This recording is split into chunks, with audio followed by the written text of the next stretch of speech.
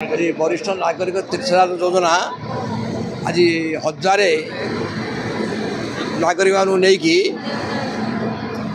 गंजाम गजपति बौद्ध कंधमाल नयगढ़ लेकिन आज वाराणसी और प्रयागराज यात्रा कर माननीय मुख्यमंत्री नवीन पट्टनायक को धन्यवाद देवी क्या बहुत वर्ष धरिक से योजना कर वरिष्ठ नागरिक मान सुविधा कर पुओ झील मैंने जोटा कि करने कथा से निजे ओडिशा मो परिवार ओडिशा मुख्य भावी से विशेषतः आमर जन स्वनामधन्य जिला कलेक्टर डीओएस परिडा सब कलेक्टर मुंसिपल कमिशनर जितक अफिसर मान अच्छा समस्त नहीं प्राय 3 दिन धरिक वरिष्ठ नागरिक एकाठी करके तार खाइबार व्यवस्था करके व्यवस्था कर आज से 22 तक फेरबे मो प्रभु जगन्नाथ प्रार्थना कर शुभरे फेरतु और मान पुणी आउ थे माननीय मुख्यमंत्री नवीन पट्टनायक को आम जिला प्रशासन दिवस समस्त अफिसर मानक तथा स्टेशन सब अफिसर मुझे धन्यवाद दूसरी बंदे उत्कल जन्नी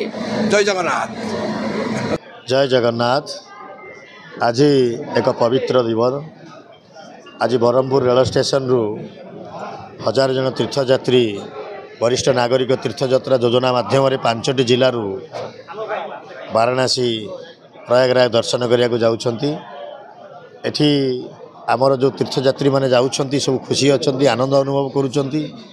वर्तमान 2016 रु आज पर्यंत 25,000 ऊर्ध्व तीर्थयात्री मैंने भारतर विभिन्न तीर्थस्थान दर्शन कर आसी सारे।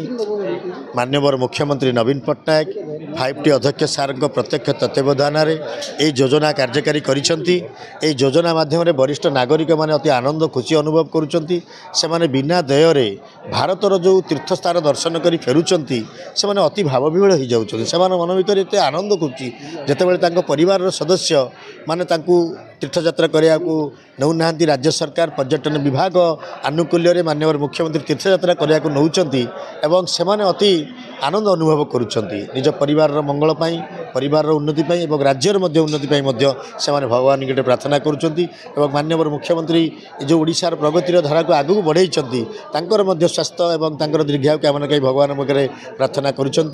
गोटे कथा वरिष्ठ नागरिक तीर्थयात्रा योजना रे आज ओडिशार जो वरिष्ठ नागरिक माने भारतर विभिन्न जगह बुली दर्शन कर आसिले समस्ते बहुत खुशी अच्छा एवं तीर्थयात्रा कार्यक्रम भारत वर्ष ओडिशा 1 नंबर एक गोटे स्वतंत्र योजना कहुपे एवं यही योजना माध्यम जो सुदूर दूर दूरांतर जगह को दर्शन करने को जाऊँगी से अति आनंद अनुभव करुँच। मु आज आमर एठी जो स्टेशन रे आमर गंजाम जिलापाल सार अच्छा एवं आमर एठी वरिष्ठ नेतृ मानक मध्य आदि तीर्थयात्रा कार्य माननीय मुख्यमंत्री करकमल शुभारंभ होईछि एवं समस्त तीर्थयात्री मानक आमे शुभेच्छा और शुभकामना ज्ञापन करुँ। जय जगन्नाथ।